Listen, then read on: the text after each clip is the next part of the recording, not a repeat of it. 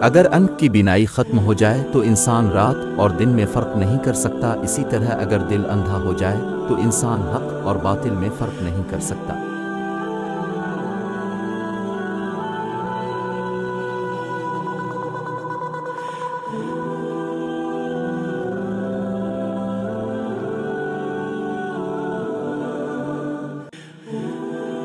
جب دنیا والے تمہیں گھٹنے ٹیکنے پر مجبور کر دیں تو یہی بہترین وقت ہے سجدے کا۔